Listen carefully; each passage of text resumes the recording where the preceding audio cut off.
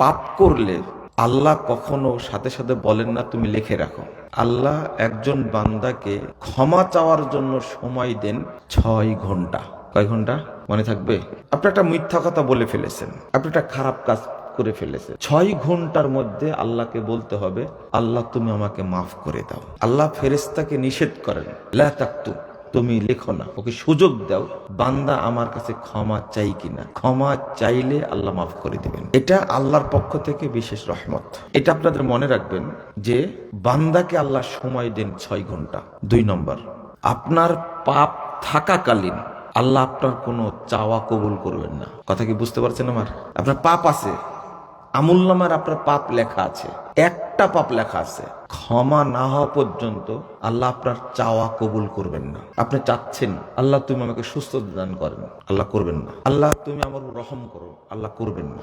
এই জন্য প্রত্যেকটি চাওয়ার ক্ষেত্রে আগে ক্ষমার কথা বলা হয়েছে। আমি বেশি উদাহরণ দেব না, আমি অন্য আলোচনা করব, শুধু 2-1টা উদাহরণ দেই। যেমন আপনি যখন সালাত শুরু করলেন, আল্লাহু আকবার, সালাত শুরু করে কি বলছেন? আল্লাহুম্মা বাঈদ বাইনি ওয়া বাইনা খাতায়ায়া কামা বাআদতা বাইনাল মাশরিকি ওয়াল মাগরিব। হে আল্লাহ, বাঈদ বাইনি ওয়া বাইনা খাতায়ায়া, আমাকে এবং আমার পাপ সমূহের মধ্যে এত দূরে রাখুন যেমন পূর্বকে পশ্চিম থেকে, পশ্চিমকে পূর্ব থেকে দূরে রাখছেন। বলেন তো পশ্চিম থেকে পূর্বটা কত দূরে? কেউ জানে?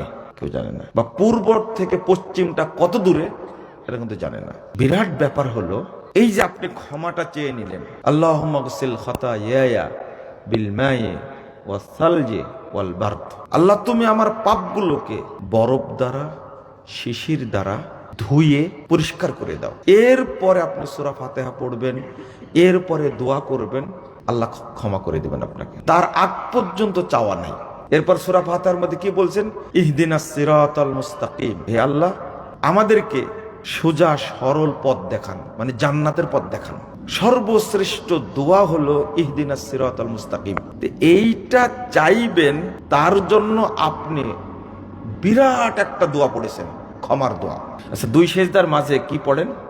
প্রথম বললেন আল্লাহুম্মা গফিরলি ওয়ারহামনি ওয়াহদিনি ওয়াজবুরনি ওয়াআফিনি ওয়ারজুকনি, কিন্তু আগে বলে নিয়েছেন কি? আল্লাহুম্মা গফিরলি, আল্লাহ আমাকে ক্ষমা করো। এরপরে চাওয়া, আমাকে হেদায়েত দান করো, আমাকে আপনি সুস্থতা দান করুন, আমাকে আপনার আমার ক্ষতিগুলো পূরণ করে দিন, আমাকে রুজি দান করুন। আপনাদের কথাটা মনে থাকবে কিনা জানি না, শুধু এতটুকু মনে রাখবেন যে পাপ আপনার আমুলনামায় থাকা অবস্থায় আপনার কোনো চাওয়া আল্লাহ কবুল করবেন। কথাটা কি মনে থাকবে আপনাদের?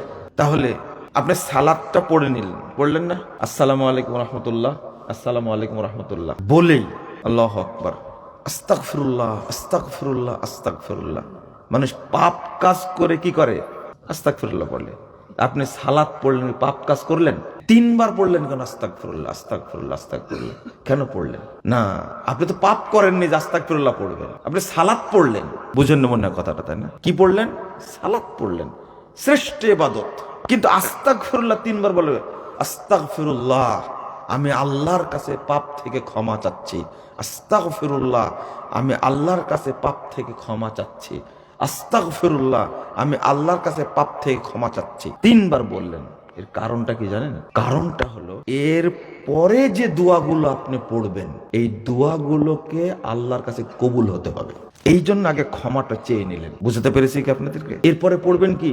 আল্লাহুম্মা আনতাস সালাম ওয়া মিনকাস সালাম তাবারাকতা রব্বানা ইয়াজাল তাবারাকতা ইয়াজাল জালালিল ইকরাম লা ইলাহা ইল্লাল্লাহু ওয়াহদাহু লা শারীকা লাহু লাহুল মুলকু ওয়া লাহুল হামদু ওয়া হুয়া আলা কুল্লি শাইইন কাদির লা হাওলা ওয়া লা কুওয়াতা ইল্লা বিল্লাহ লা ইলাহা ইল্লাল্লাহ লা না'বুদু ইল্লা ইয়্যাহু ওয়া লাহুন নি'মাতু ওয়া লাহুল ফাজলু ওয়া লাহুস সানাউল হাসান লা ইলাহা ইল্লাল্লাহু মুখলিসিনা লাহুদ্দিন ওয়া লাউ কারিহাল কাফিরুন আল্লাহুম্মা লা মানি'a লিমা আতাইতা ওয়া লা মুতি'a লিমা মানাতা ওয়া লা ইয়ানফা'ু যাল জাদ্দি মিনকাল জাদ আল্লাহুম্মা আইন্নি আলা যিকরিকা ওয়া শুকরিকা ওয়া হুসনি ইবাদাতিকা। এরপরে পড়ুন সূরা কি? আয়াতুল কুরসি। এরপরে পড়ুন সাইয়্যিদুল ইস্তিগফার। পড়বেন না? আয়াতুল কুরসি সম্পর্কে আগে যে দোয়াগুলো পড়লাম না, প্রথম দোয়াটি পড়লে আল্লাহুম্মা আনতাস সালাম ওয়া মিনকাস সালাম, এই দোয়াটি পড়লে আল্লাহ রাব্বুল আলামিন এত খুশি হন, আপনাকে আল্লাহ 24 ঘন্টা তার নিরাপত্তার মধ্যে রেখে দেবেন। এরপরে যে দোয়াটি পড়েছেন, এই দোয়াটি পড়লে 8টা ফজিলত পাওয়া যায়।